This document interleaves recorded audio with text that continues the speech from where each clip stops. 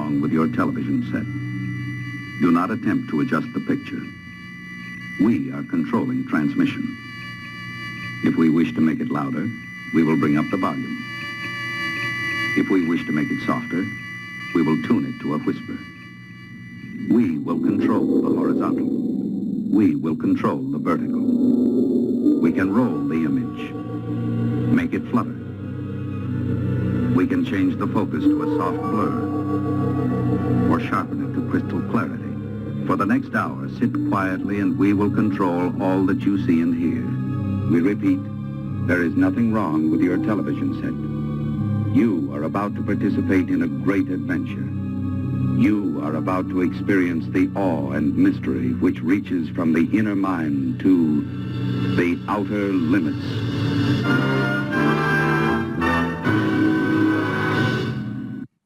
All right. Thank you. Thank you. And let's see if we can get this focusing properly. We will see. For that awesome intro. Now, I'm a big fan of, you got it, Hawaii Five-0. I love Hawaii Five-0. It's a great, great show. And, of course, I want you to be able to hear a little bit of the Hawaii Five-0 theme. And I want to describe to you some interesting information of Hawaii Five-0. This is going to be what we call TV Tuesday. So here's TV Tuesday Part 1 with, you got it, the 5-0 theme.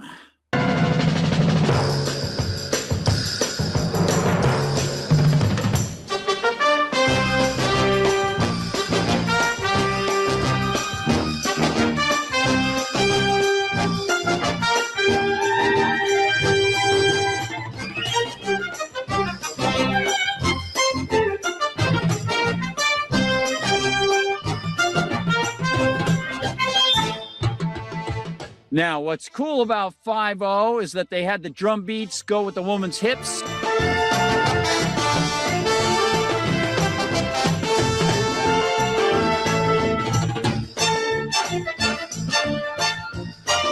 Yeah, James MacArthur is down.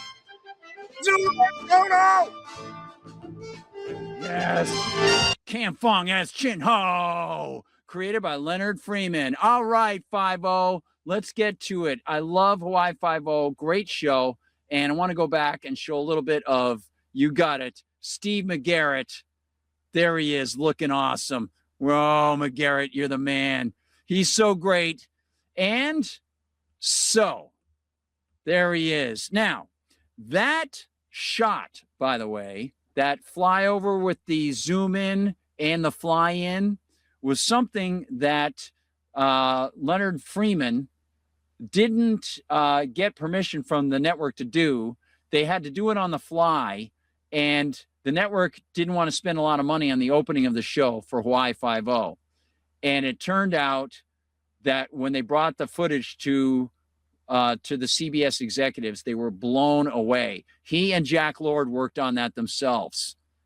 And it's just a brilliant, brilliant idea. I want to give you some background information about the good ship Hawaii Five-0. Ran for 12 seasons, and it was a remarkable show. And I've got some notes for you that I think you might find interesting. And if you have a favorite television show, let me know all about it. I will look forward to hearing about it. First, this is going to be the first of two parts. I've got a number of fascinating facts about Hawaii Five-0. So let me give you this. This is going to be the first of two parts on 10 fascinating facts about the fiction of 5-0. All right? 1, Freeman's Fight for 5-0, the show based in the 50th state. Producer Leonard J. Freeman fought hard to respect and place on display the culture of Hawaii that had, in essence, been unethically absorbed into the United States not long before. He wanted to include the full spectrum of Pacific Island cultures, and he wasn't embracing tokenism. The regular 5-0 cast and the weekly coterie of supporting characters had depth, authority, intelligence, and authenticity. They weren't stereotypes, they were people. Freeman insisted on the Hawaiian grounding from day one. He'd seen too many shows where diversity meant one minority character standing in the background. Hawaii Five-0 wasn't going to fall into that lazy trap. The writer's room received clear instructions. Treat every character with dignity. No pidgin English and no cheap laughs. No exotic stereotypes. Inclusion of Hawaiian culture, but not reduction of it to mere grass skirts and luau's, although we did see the woman doing the dance there. Some network executives pushed back. They worried that mainland audiences wouldn't connect with so many non-white faces. But Freeman didn't care. He was making a show about Hawaii, and Hawaii was full of fascinating facets, people, and history. And it turned out that Freeman's gambit paid off big time. Audiences embraced the authenticity. Asian American viewers finally saw themselves represented as heroes. Hawaiian viewers felt pride watching their culture treated seriously, and the show proved something important. Cultural, temporal, human authenticity wasn't a risk. It was an asset that made storytelling better. Now, I want to get your thoughts. Let me know what you think about that. Of course, Tim is down in Australia. They need to have a good show about Australian crime fighting. That would be cool. And what I'm going to do here is I'm going to reduce this a little bit and make it a little smaller so that I will show you a little bit more on my screen as you get to see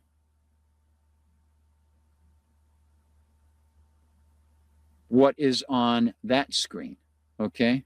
So that's what I plan to do. I'm just going to make this a little smaller here if I can. Bring this up this way, and okay, this ought to do it pretty darn well. All right, so now we got more 5-0 stuff. Okay, now I can put my glasses on. Okay, so let me show you some of the good recorded stuff I've got from 5-0, and we'll play this stuff in the background. All right, this is some good 5-0 stuff. We'll play some 5-0. Yeah, Danny McGarrett, awesome. And let's go with some more of this. All right, so number 2, Hawaiian Punch. Locales brought challenges, demanded respect. Native actors brought the strength of their sometimes broken hearts. And check this out, everybody. Filming in Hawaii wasn't very practical at all. And it wasn't paradise. It was a logistical nightmare. While viewers saw pristine beaches and perfect weather, the crew dealt with constant challenges that would have shut down most productions. Now, having worked in television, I can tell you, knowing some of the things that they went through, it's amazing that they got this show done. As you know, when I worked at Star Trek, I worked with Brannon Braga. Brannon ended up working on a show for a season called Terra Nova, which actually was shot in Australia. And the time differential between LA and Australia meant that they had to do things to watch the rushes on basically a 12-hour separation from the guys who were working in Australia, because they had half their offices in LA working for the network, and then half their offices in Australia, and sometimes shooting out in the outback on locations. It was crazy. And it's a similar sort of thing for Hawaii, because, and back then they were working with 16 millimeter film. So they would have to get the rushes and everything, make sure that everything was developed on the island, but they would have to show the rushes and final, loose edits to the networkers back in LA. And in Hawaii, the air was so salty that the metal stuff they had kept corroding. Check this out. This is interesting. Locations brought challenges, demanded respect. Native actors brought the strength of their sometimes broken hearts. Filming in Hawaii wasn't paradise. It was a logistical nightmare.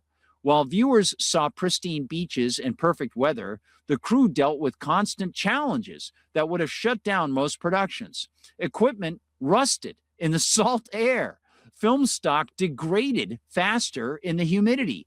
Cameras overheated under the tropical sun. Rain would appear out of nowhere, destroying continuity. Crew members got sick from the heat. Actors sweated through makeup in mere minutes. And every prop, every costume, every piece of gear had to be shipped from the mainland or sourced locally. The costs were astronomical.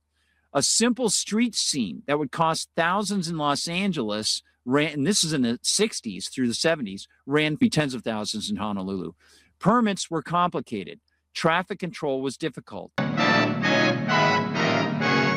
calling Central Dispatch. 50 calling Central Dispatch. Dispatch, go ahead, 50. Heading west on Ala Moana Boulevard. Toward, River Rat District. Got a tail on me. And the island's infrastructure wasn't built for major television production. Phone lines were limited. Of course, it had just become a state. Of course, the U.S. had just taken it over. And, of course, the island's infrastructure, phone lines were limited, making communication with the network frustrating. Editing facilities didn't exist, so rough cuts had to be flown to California for review. Director changes happened frequently because not everyone could handle the pressure. Some quit mid-season. Others had breakdowns. But despite everything, the show kept shooting. Because those challenges created something that couldn't be replicated on a backlot, well, the authenticity, it was real. When actors ran down Kalakaua Avenue, that was Kalakaua Avenue.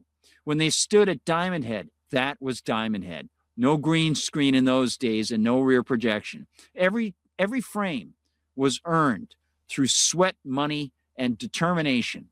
And that's why Hawaii Five-0 looked like nothing else on TV. Cam Fong. Now, check this out, everybody. I didn't know about this till I started research. Cam Fong, born Cam Tong Chun, who played Chin Ho Kelly, had been a Honolulu police officer for years, a real cop, not an actor. But he tragically lost his first wife, Esther, and their 2 young children, a 4-year-old daughter named Marilyn and a 2-year-old son named Donald. And watch this, listen to this. He lost them on June 8th, 1944, to a bizarre fire, a freak accident during World War II, in which 2 B-52 bombers collided in midair over their home in Honolulu, and the burning wreckage crashed into the residence, killing his family. Fong barely survived, and the grief nearly destroyed him. He left the police force unable to continue. Friends worried he might not recover, but he slowly found a new path. He started doing small roles in television productions on location in Hawaii, tiny parts that required no training, just showing up, saying lines, and going home.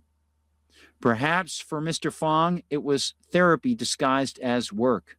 When Hawaii Five-0 began casting, producers wanted authentic Hawaiian faces, and someone close to the casting team recommended Fong.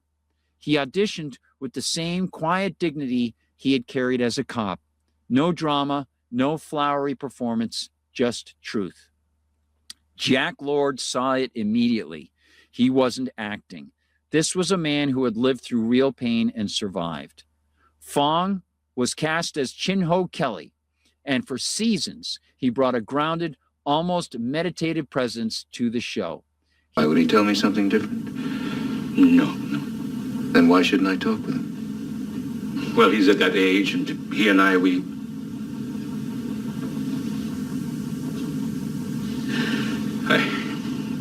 I wish you wouldn't, Steve. It's personal. He rarely smiled, spoke only when necessary, but his eyes carried weight. Viewers sensed something beneath the surface, something real, and they were right. Every scene Fong appeared in was colored by loss that he had endured. The show's commitment to diversity was revolutionary for a time when television was overwhelmingly white. Hawaii Five-0 built a cast that reflected actual Hawaii. Asian, Hawaiian, Portuguese, mixed race, the 5-0 team looked like the islands. For another great tie to Hawaii, we can look to Zulu. Zulu, who played Kono Kalakaua, wasn't an actor when he was cast. He was a real-life Hawaiian waterman surfer and beach boy with zero professional acting experience. Leonard Freeman discovered him while scouting locations. Zulu was working at a Waikiki beach stand, charming tourists and demonstrating traditional Hawaiian culture. Freeman watched him interact with people and saw something special: authenticity, charisma, a genuine connection to Hawaii that no Hollywood actor could fake. Freeman approached him with an offer: audition for a role on his new show. Zulu thought it was a joke. He had never acted, never even considered it. But Freeman was serious. He brought Zulu in for a screen test, paired him with Jack Lord, and watched the chemistry. Zulu didn't have technique. He couldn't hit marks consistently. His line delivery was rough, but he had presence, and he represented real Hawaii. Freeman took a gamble and cast him. The first season was full of hard work. Zulu struggled with memorization, blocking, and timing. Directors got frustrated. Lord had to coach him between takes. But slowly, Zulu found his rhythm. He stopped trying to act and just became Kono, a loyal, strong Hawaiian detective who brought heart to the team. Audiences loved him. He became a fan favorite, proving that sometimes the best performances come from people who aren't performing at all. They're just being themselves in front of a camera. Something else on which Freeman and Jack Lord remained true was their respect for the Lolani Palace. This is really interesting. For Hawaii Five-0, the palace wasn't just a location. It was a cultural connection that had to be treated with respect. When Five-0 wanted to use the historic building as McGarrett's headquarters, they faced immediate opposition. The palace had served as the official residence of Hawaiian royalty until the overthrow of the Kingdom of Hawaii. It held deep cultural and political significance for natives who understood the aggressive takeover of the islands by the U.S. government. Many native Hawaiians viewed the palace as sacred ground, not a prop for a television show. And so the state government hesitated. Preservationists spoke out in protest, but Leonard Freeman made them a promise. The production would treat the palace with absolute respect, no damage, no alterations, and minimal crew presence. They would pay rental fees that would fund restoration work. And most important, the show would highlight Hawaiian history and culture. The agreement was reached, but with strict conditions. Filming inside was limited. Certain rooms were off limits. Guards monitored every shoot. And if anything went wrong, access would be revoked immediately. For 12 seasons, the production kept its word. The exterior shots of McGarrett entering the palace became iconic, and the rental fees helped preserve a piece of Hawaiian heritage. It was a delicate balance between entertainment and respect, one that Five-0 maintained better than most expected. So, just show you some background things. And when I put this together in the final production, if you're watching the final production, you'll see that I'm going to overlay some video clips and things. We'll put pictures of Cam Fong in. And there's a wonderful scene. I'll show you a little clip when I put the final production together. I'm going to split up some of the things that I'm saying here and show you maybe at this point Cam Fong doing his acting, or maybe a little bit before this I'll put it in. It's a wonderful scene. You can find one of the classic scenes between him and McGarrett, as he really did a fantastic job in the acting department. And of course, Jack Lord, just like Darren McGavin for Kolchak the Night Stalker, essentially was the producer of the show towards the end. He put a lot of his own money into it, and he stayed on Hawaii after he retired. And just remarkable, but some great shots from Five-0 here that I want to show you. McGarrett, Dano. Of course, Dano left just before the show was over.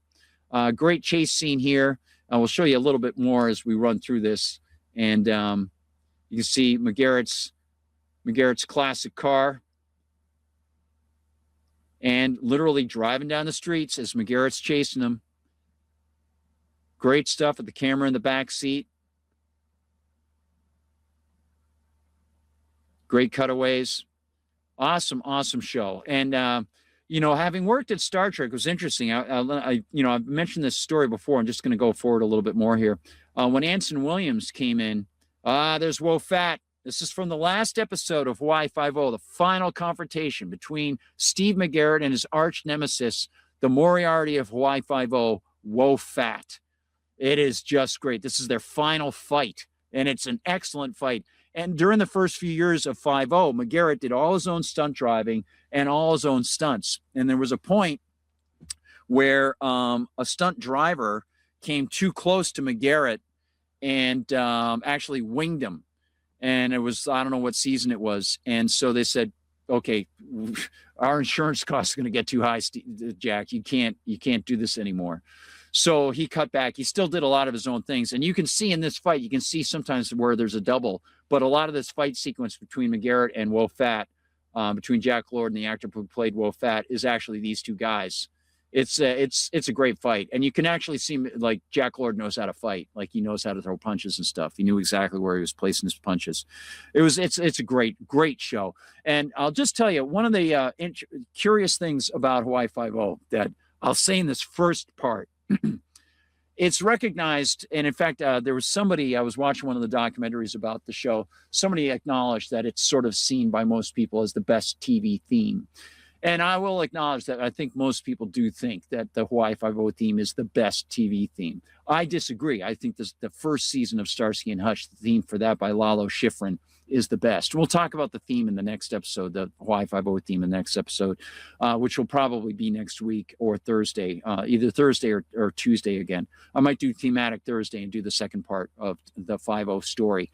But either that or it'll be next week, Tuesday. But I love the 5-0 theme. It's great. The Ventures did a great job on it. The composition will tell you about the composer and how he put it together and everything and what he wanted to put into it. I do think that the Lalo Schifrin Starsky and Hutch theme is the best theme. The second best, I think, would be 5-0. The third would be Mission Impossible. The fourth would be maybe Space 1999. The Doctor Who theme is sort of different. It's its own thing. And as I've noted before, in the BBC archives, the Delia Derbyshire original mix of Doctor Who, none of the prefabricated ones they put on recently where they mixed it with something, the original Delia Derbyshire mix, especially the re-edited one during the Philip Hinchcliffe years, originally that was not even listed as music. It was listed as a sound effect because she was one of the early electronic musician people, and she used 12 tape loop machines to create it. She recorded different elements to do it, a banging piano slowed down and a lot of different things. But the 5-0 theme is remarkable. And what's really interesting is, let me see if I think I've got it, the ending of 5-0.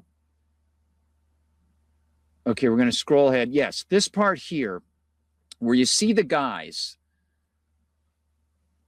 doing the canoe, doing the sidebar. I don't remember the actual Hawaiian name, but the sidebar canoe racing guys. Okay, so just to tell you a story, one of the funniest things I've ever experienced is when we were in high school. We used to take a cassette player, and we would get between classes and at the start of the day, we'd get in a line. My friends, Pete Whitten, Chris Galati, me, and we had have our book bags over our shoulder, and Chris would have it, or I would have it, a little cassette player, and we'd have the Hawaii Five-0 theme recorded numerous times, and we'd walk down the hall as one guy had it over his shoulder, and we'd all be in a line going like this down the hall, right? Okay, that was cute, nothing special. I was in the car with my friend Steve Fox. Steve was part of the group that would do this, and Steve's up in Maine now. Steve Fox, great guy. And I was in the car with Steve and Pete Whitten, and I think my friend Ian, who used to, I was with my friend Ian. He used to play bass for a particularly infamous punk rocker. But we're driving through on a 2-lane, 4-lane, but 2 lanes going one way, headed sort of southwest on what's called Amherst Street in Nashua. And we're going by a bowling alley called Leda Lanes, which is on the west side, on the right. And up ahead, I'm driving my mom's car. Up ahead of us, I see my brother and my sister in the right lane.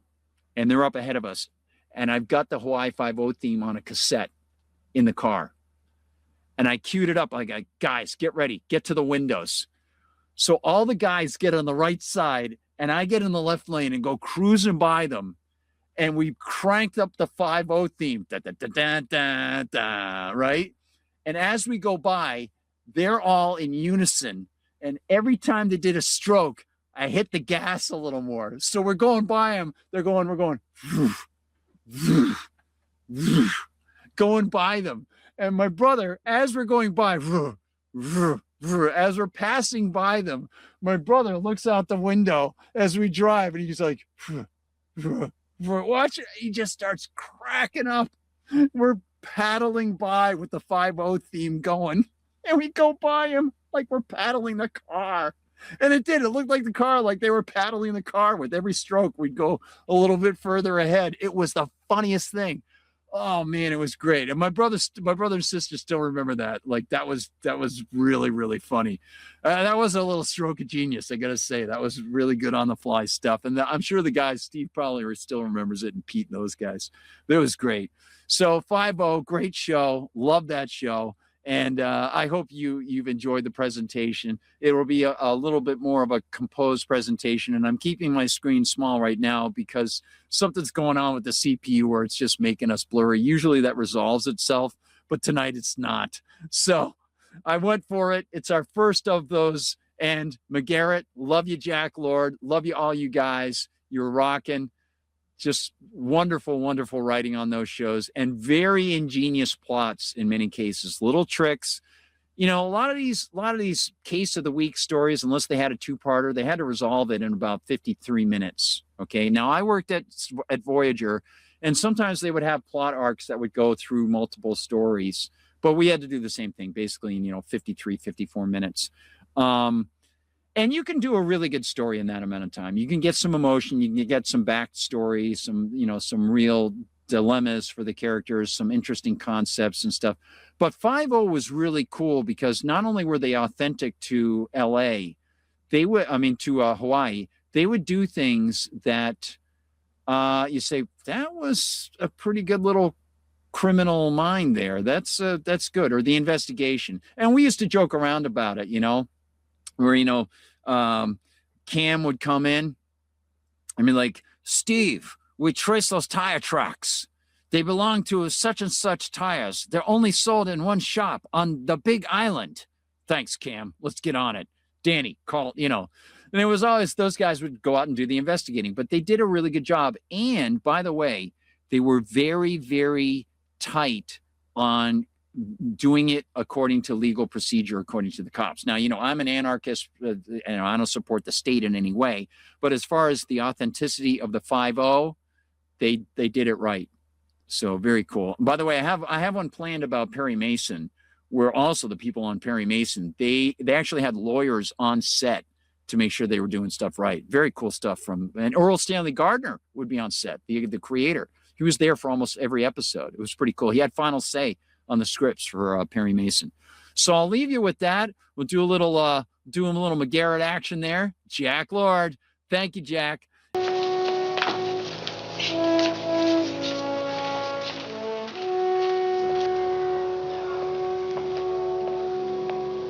Book 'em, Dano.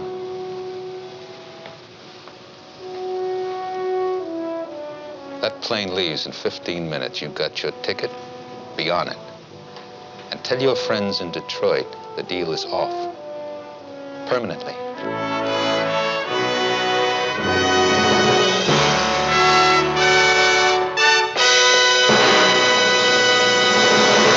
And I'm going to say goodnight, everyone. I will go back over into our Rumble chat, say hi to folks in there. I hope you like it. I hope you, stroke of genius. Nice pun. I didn't realize that. Jason says, I know where Nashua is. Yes, my man. Yes, indeed. Yes, indeed. Nashua, or as they outside the state call it, Nashua. Nashua. Yes, the Nashua River. It's an old Indian name. So thanks, guys. Have a great night. Remember, hopefully we've covered all the things we've covered for Liberty Conspiracy. Come back tomorrow night. We'll have Wordsmith Wednesday, and we'll try to get all the videos out, too. It's been a real race. just trying to get out the videos. But so many good things happening here.